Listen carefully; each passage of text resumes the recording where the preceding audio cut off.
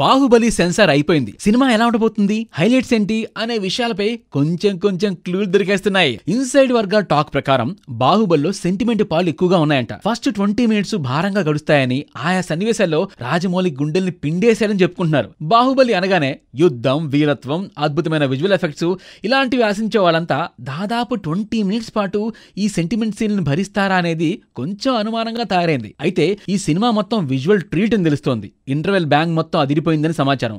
దాంతోపాటు యుద్ధం ఎపిసోడ్ ఈ సినిమాకే హైలైట్ అని తెలుస్తోంది. ఇంటర్వెల్ వార్ ఎపిసోడ్లే ఈ సినిమా నిలబెట్టాయని, మిగిలిన సినిమా అంతా పక్కా రాజమౌళి తరహాలో రివెంజ్ డ్రామాలా సాగుతుందని టాకు. సినిమా మొత్తం లెంత్ 2 గంటల 35 నిమిషాలు. అందులో 10 నిమిషాల పాటు ట్రిమ్ చేయాలని రాజమౌళి ఫిక్స్ అయ్యారంట. ఆ 10 నిమిషాలు సెంటిమెంట్ సీన్లైతే ప్రేక్షకులకు భారీ రిలీఫ్ దొరికినట్టే. ఏం చేసినా జూలై 10 లోపే చేయాలి. ఆ తర్వాత ఎన్ని హంగులు దిద్దినా, ఎన్ని ట్రిమ్మింగ్లు చేసినా లాభమే ఉంటుంది.